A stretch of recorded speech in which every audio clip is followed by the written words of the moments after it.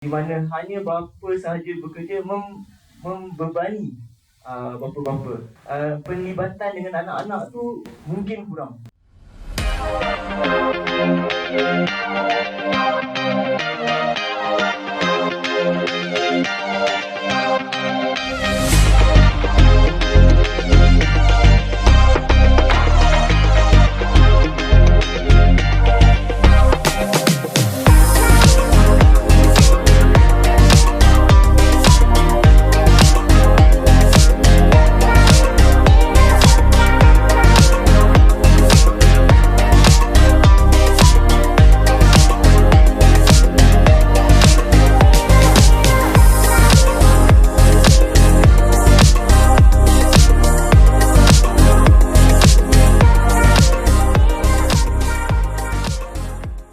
Jadi terima kasih kerana datang ke forum Ayahku Mana Silapnya.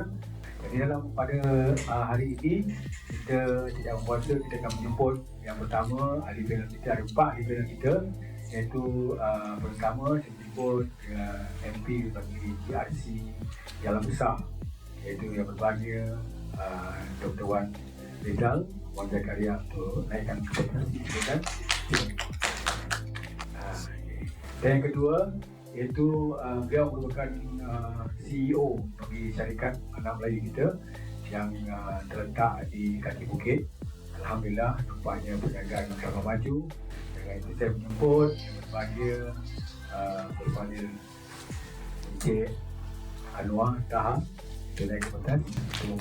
Baik, seterusnya saya akan menjemput tidak semua di forum, ada sikit seorang ustaz, sahabat saya yang banyak kita berjuang, yang banyak bantu saya. Dia juga mentor saya.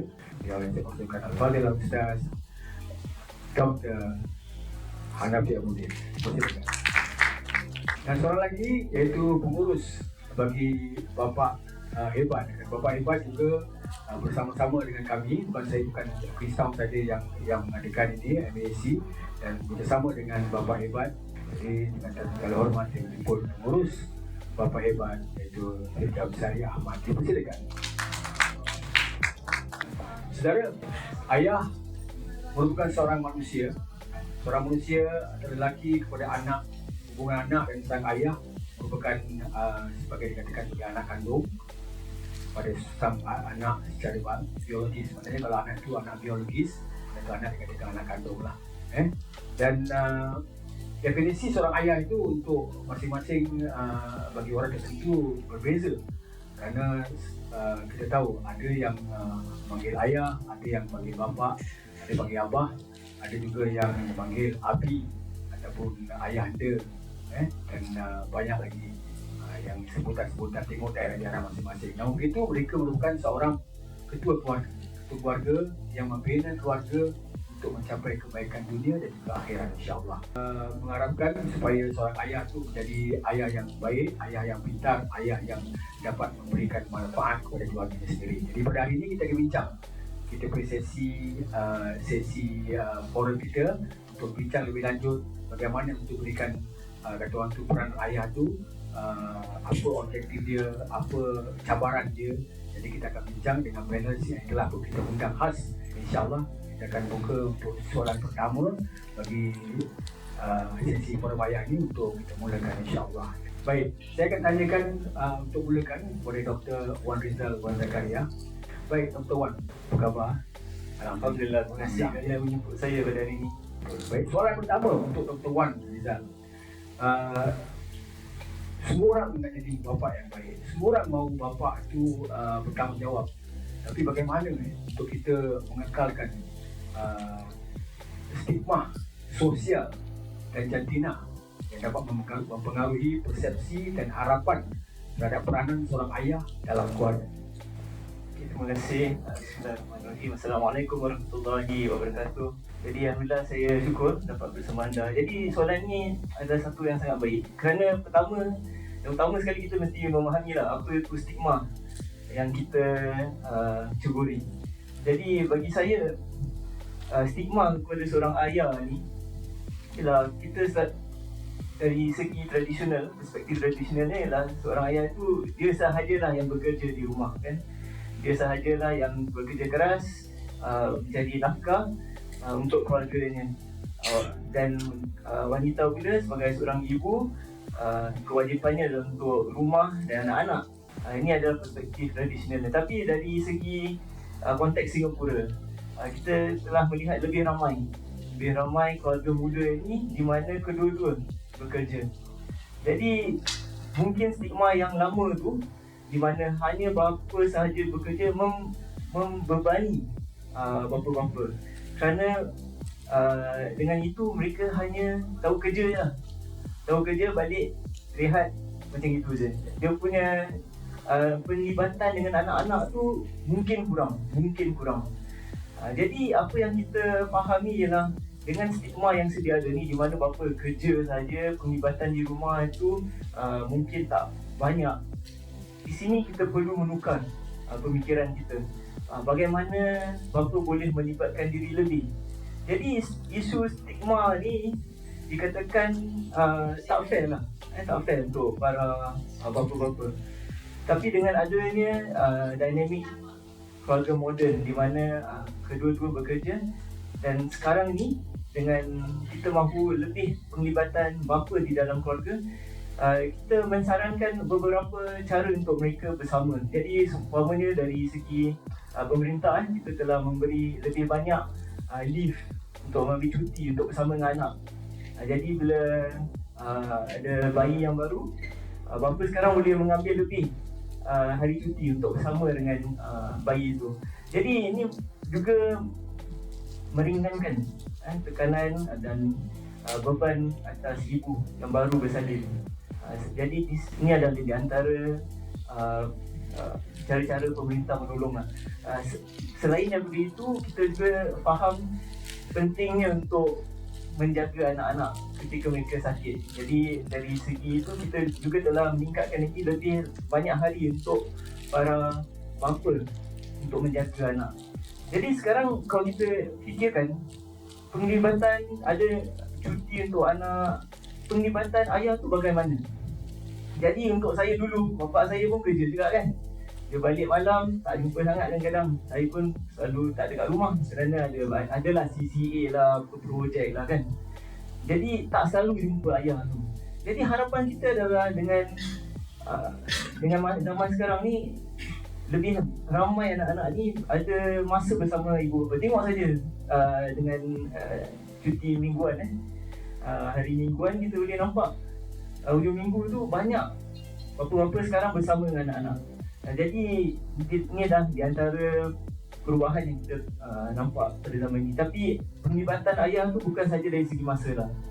Kalau nampak ayah tu hari-hari tapi ayah tu tak melibatkan diri, pun susah juga. Jadi harapan saya adalah kalau ibu bapa ni, atau bapa lah sebenarnya, lagi-lagi untuk saya juga isteri saya pun jaga anak, dia pun tak kerja, dia cikgu, jadi lebih masa di rumah. Jadi bagi saya memang satu hari tu kadang-kadang tak balik rumah lah. Balik malam kan anak-anak tu dah tidur. Jadi bagaimana kalau kita tak cukup masa?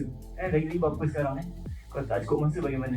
Jadi lebih penting adalah kita sebagai bapa ni, untuk menghilangkan stigma bapa kerja saja, kita perlu mencari masa untuk berkhabar dengan anak, tanyalah, pantaulah anak kita tu macam mana.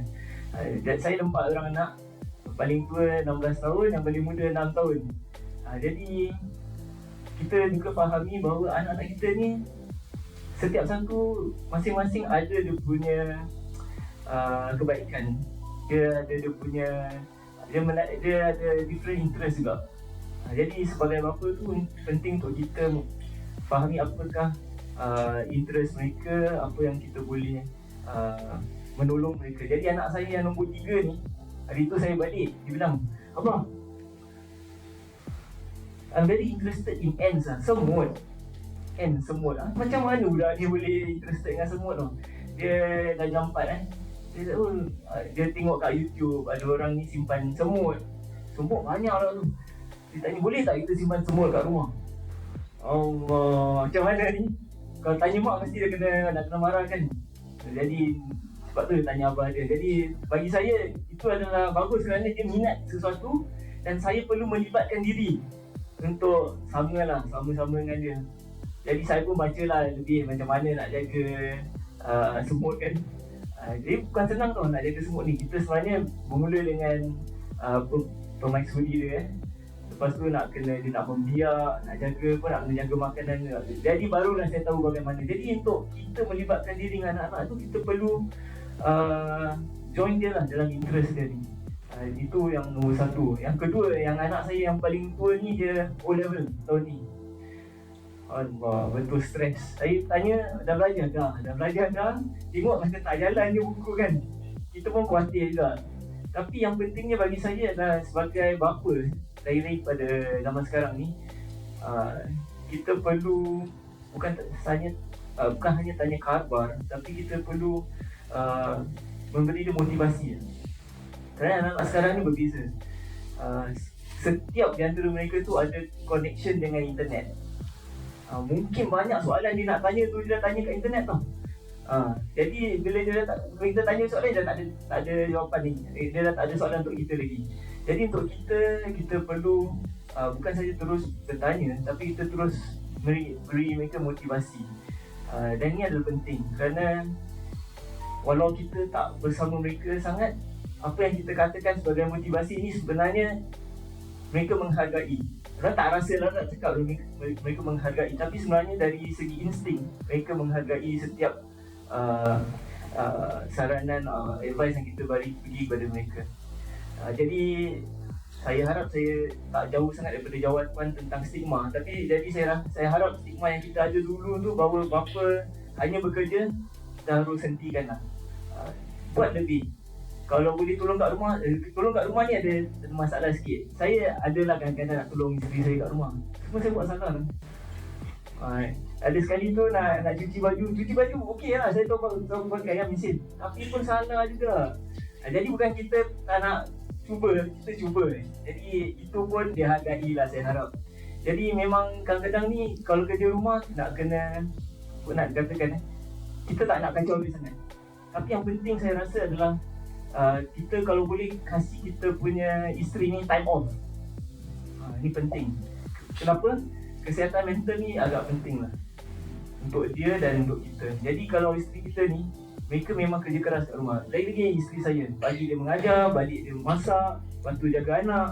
Bapak dia balik malam, jumpa sekejap, keluar balik kerja kemasyarakatan. Jadi memang bagi isteri saya ni, kalau saya ada masa, saya bilang dia go get a time off. Kalau boleh kita beri isteri kita ni time off. Itu adalah bagi saya paling penting.